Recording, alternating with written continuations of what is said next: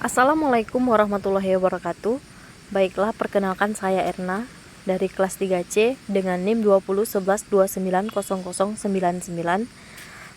Baiklah, di sini saya akan menjelaskan tentang proses morfonemik.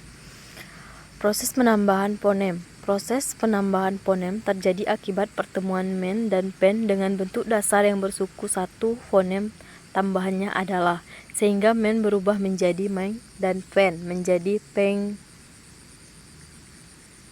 Selain itu, ada pula penambahan fonem apabila morfem an ke an, pen, nan bertemu dengan bentuk dasarnya menjadi penambahan fonem.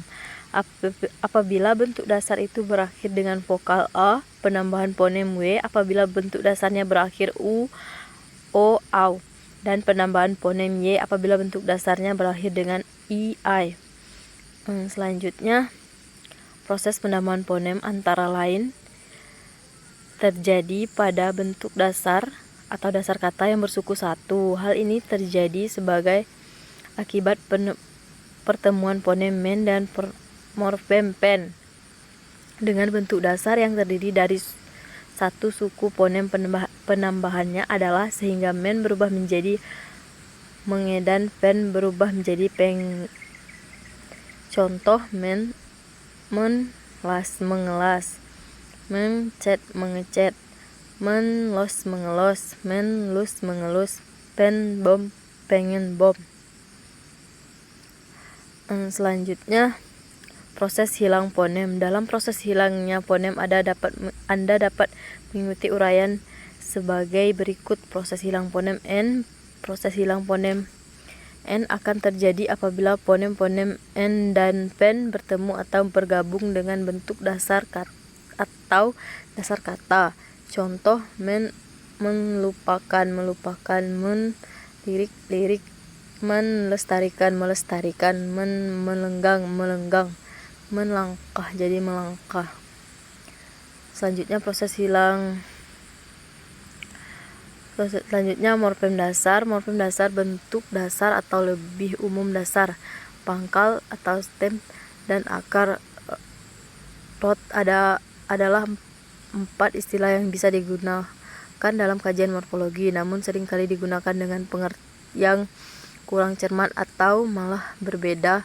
Oleh karena itu, sejalan dengan usaha yang dilakukan oleh Lyons pada tahun 1977, selanjutnya sebuah morfem dasar dapat menjadi sebuah bentuk dasar atau dasar base dalam suatu proses morfologi. Artinya bisa diberi afiks tertentu dalam proses aplikasi, bisa diulang dalam suatu proses reduplikasi, atau bisa gabung dengan morfem lain dalam suatu proses komposisi.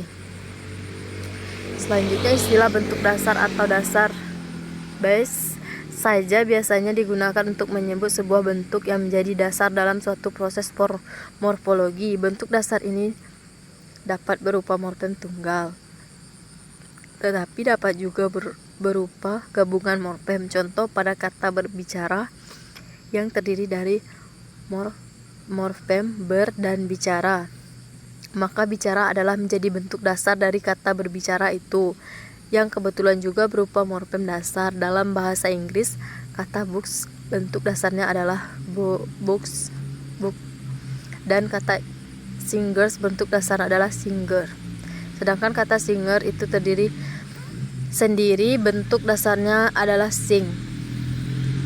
Istilah pangkal digunakan untuk menyebut bentuk dasar dalam proses infleksi atau proses pembubuhan afiks inflektif.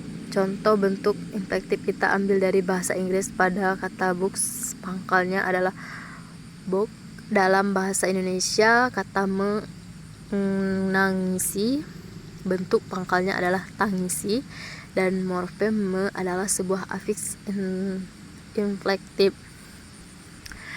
Akar atau root digunakan untuk menyebut bentuk yang tidak dapat dianalisis lebih jauh lagi. Artinya, akar itu adalah bentuk yang tersisa setelah semua afiks afiksional maupun afiks diferensionalnya tanggalkan. Misalnya kata Inggris result akarnya adalah touch, proses pembentukan kata.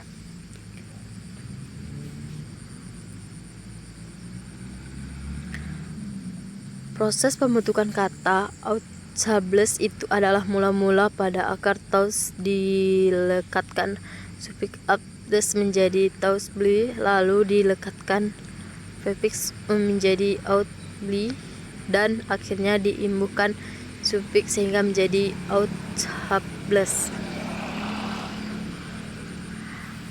Mungkin itu saja yang dapat saya sampaikan. Lebih dan kurang saya mohon maaf. Saya akhiri. Wassalamualaikum warahmatullahi wabarakatuh.